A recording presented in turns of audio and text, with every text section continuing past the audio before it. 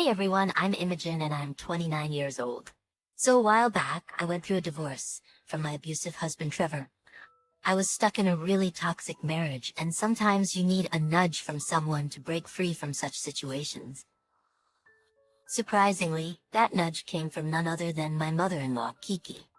Trevor and I had an unexpected start at the Cheesecake Factory. It was funny because we shared the same birthday and we both happened to be celebrating there. Trevor had this charming look with long, slicked-back hair and an adorable face. My friends pushed me to go talk to him and get his number. So I did. That's how we started chatting. Trevor, well, he was a man of few words. Quite the mystery, you know. He had this way of keeping his emotions close to his chest, not opening up much. But strangely, there was this unspoken understanding between us. A sort of unspoken connection that felt comfortable. After a year of dating, we decided to tie the knot. We bought a house, we were both working, and things seemed pretty stable. About a year into our marriage, we felt it was the right time to start a family. When I found out I was pregnant, I was over the moon with joy. I shared the news with Trevor and he was ecstatic. We even had a gender reveal party. It was a baby boy. Trevor had always dreamt of having a son and he couldn't have been happier. He started preparing the baby's nursery, building the crib, and talking about all the wonderful father-son moments he envisioned. But then our world shattered when I experienced a miscarriage. I called 911 while Trevor was away. When he reached the hospital, the doctors gave us the devastating news that we had lost our baby boy. It hit us both hard, especially Trevor. We supported each other through the tough times, and a year later we decided to try again. I became pregnant once more, and it was another baby boy. 5 months into the pregnancy, history repeated itself with another miscarriage. Trevor, who had built up so much hope, was heartbroken for the second time. I battled depression, unable to get out of bed, but Trevor didn't seem to notice. He was lost in his own grief, and it created a distance between us. He started sleeping in the guest room, and our communication had gone down the drains. I figured he needed space and time to heal, so I gave him that. However, a month after my second miscarriage, Trevor lost his job. I still remember the day he came home after that. I heard the sound of breaking glass, and immediately rushed into Trevor's room, only to find the shattered plant pot. What happened? Are you okay, Trevor? Okay, Imogen, I just got fired. I'm so sorry, baby. But sometimes life is not fair, honey. You'll find another job. You've got a strong skill set. Baby? You were calling me baby and offering support as if everything is just fine between us? Trevor, we're going through a rough patch, that's all. It will pass. No, Imogen, it won't. Since the day I married you, it has been like everything in my life has gone wrong. What do you mean? I don't know if you want to hear this, but it feels like this marriage is cursed. 2 miscarriages, losing my job of 4 years. It's like the universe doesn't want us to build a family or move forward. I'm just so tired. Trevor, that is not true. We love each other and we entered this marriage together. Every marriage has its ups and downs. Don't worry, I have my job and I'll take care of everything until you find a new one. Just leave me alone, okay? Get out of my room. It was the most we had talked about in the last few months. Hearing Trevor call our marriage cursed felt like a stab in the heart. But I understood he was overwhelmed. Maybe it was my love for him that made me empathetic. Losing 2 babies and his job had hit him hard. It was like a never-ending string of bad luck. I decided to give him some space. The next day, I headed to work without asking Trevor about his plans for the day or if he was going to stay home. When I returned, Trevor was on the couch, an almost empty 6-pack of beer beside him. I tried to talk to him, asking how he was feeling, but all I got was silence. I pressed him to answer and he said, "I'm okay. I'm gonna go to sleep now." That's all I got from him. It had been almost a week since Trevor lost his job. Each day when I left for work, he was planted on the couch, glued to the TV. And when I returned, the scene remained unchanged, except for the growing pile of empty alcohol bottles. I couldn't help but worry about him. One evening, unable to ignore my concern any longer, I finally talked to him. Hi there, how are you feeling? Did you manage to have lunch? Yeah, I ordered some Chinese takeout. Good choice. Actually, I wanted to discuss something with you. I understand it's been tough, and you're going through a lot. However, I'm concerned about the amount you're drinking, Trevor. I'll decide what I have to do. Just because you're the one bringing in the money doesn't mean you can dictate everything in this house. Honey, that's not what I meant.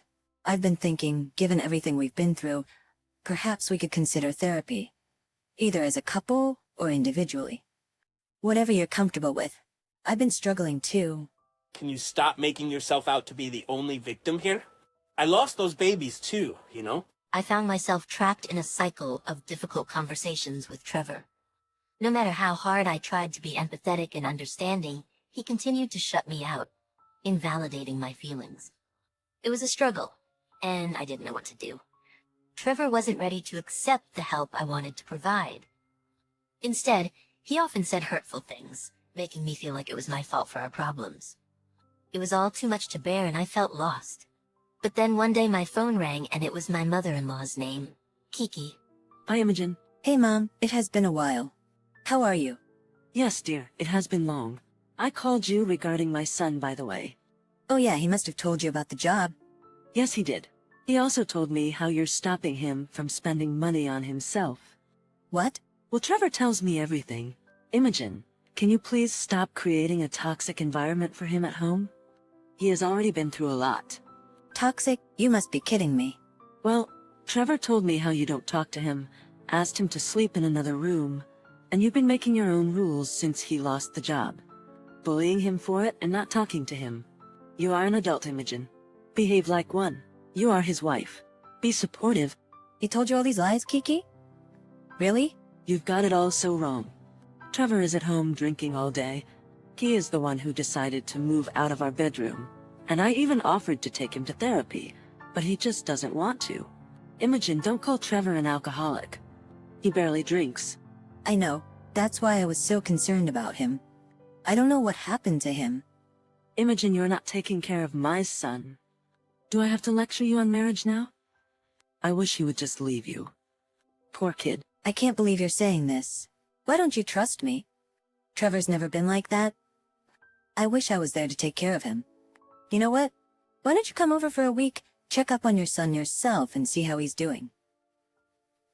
Maybe that's not a bad idea. Trevor will be glad to see some positivity in the house. Sure, whatever you say. I was furious with Trevor for lying to his mom about me when he was the one keeping his issues to himself. At this point, anger was my predominant emotion. I doubt you've been feeding my son well. Well, I made him breakfast and dinner. I don't get what's wrong with him. Why did he leave just as I came? My son, I'm just so sickened by the thought that he can't spend a minute in this house because of you. Are we really doing this again? These are facts, Imogen. I don't know what you're doing wrong. Are you not giving him enough attention? Is this about the baby? I just think this whole marriage was a blunder. You don't have the right to pass judgment on my marriage.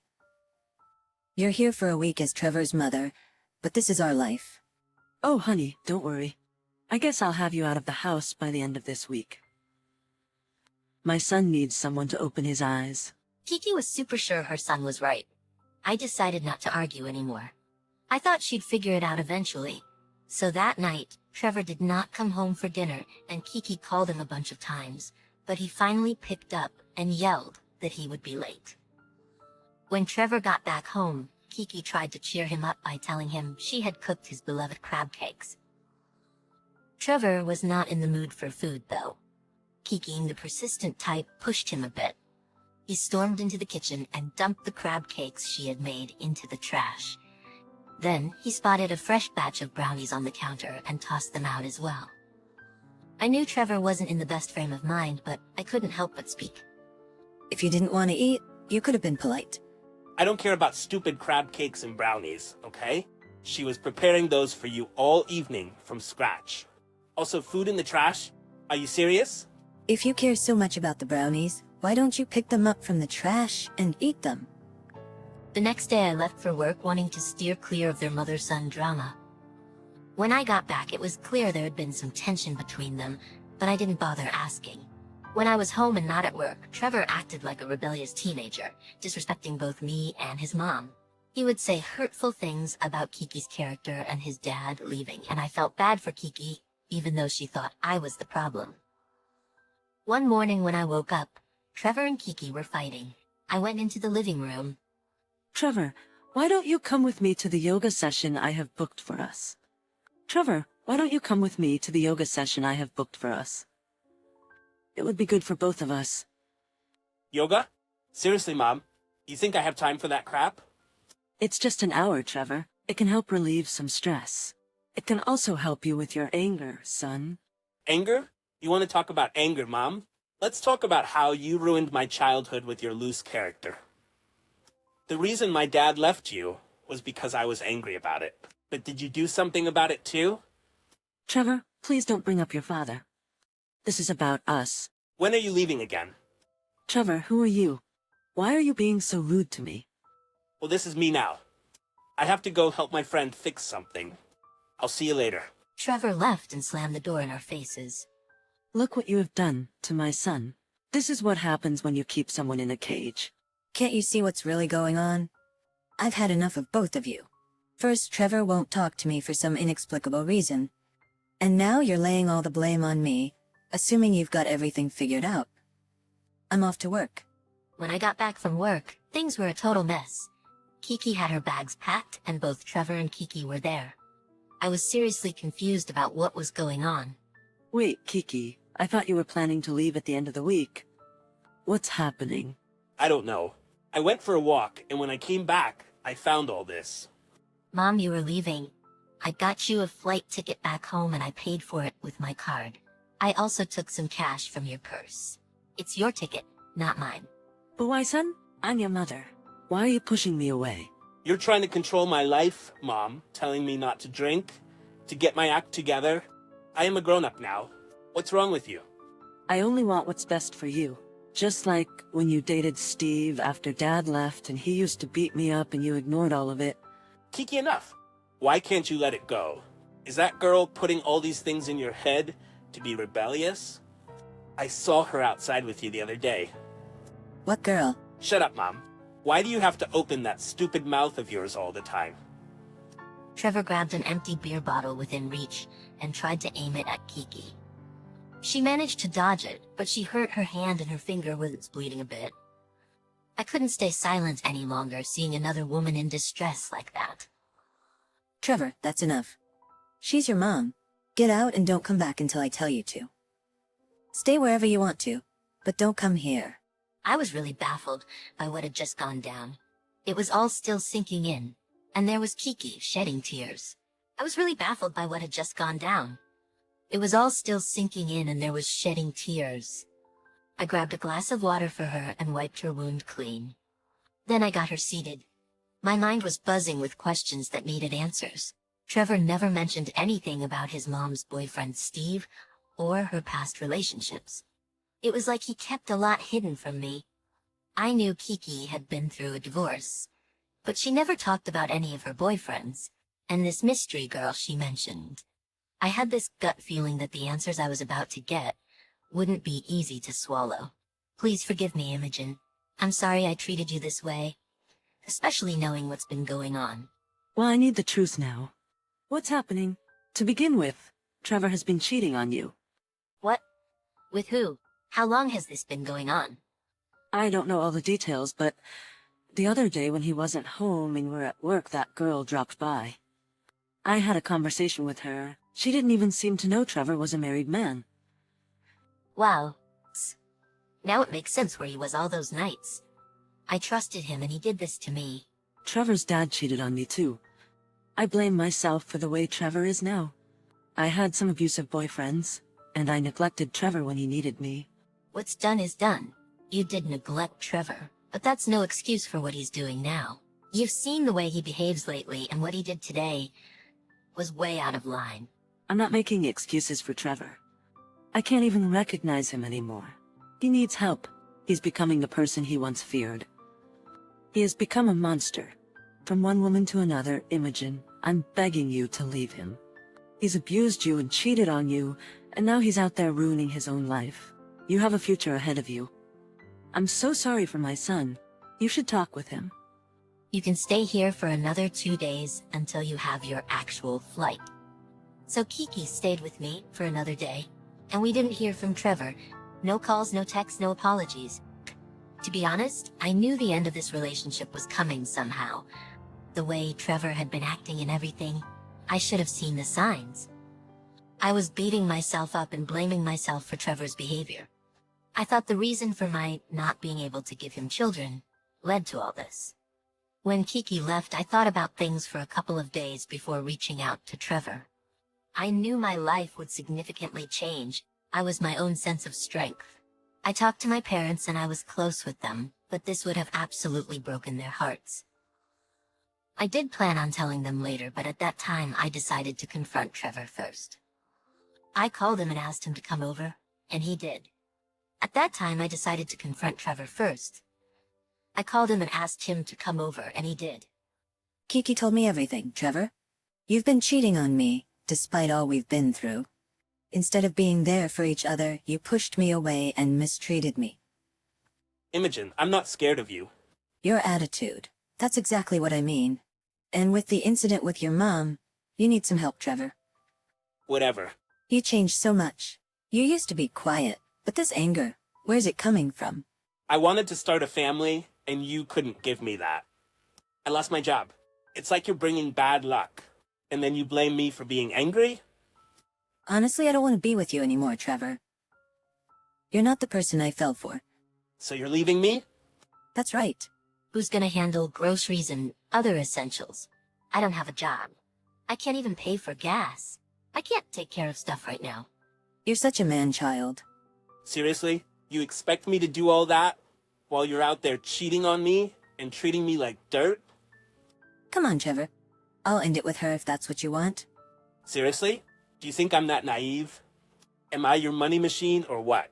It's over, Trevor. After parting ways with Trevor, I found myself on a new and unexpected path. Divorces are never easy. She gave me a call after the divorce. She informed me that Trevor had been crashing at her place and that his girlfriend had broken up with him.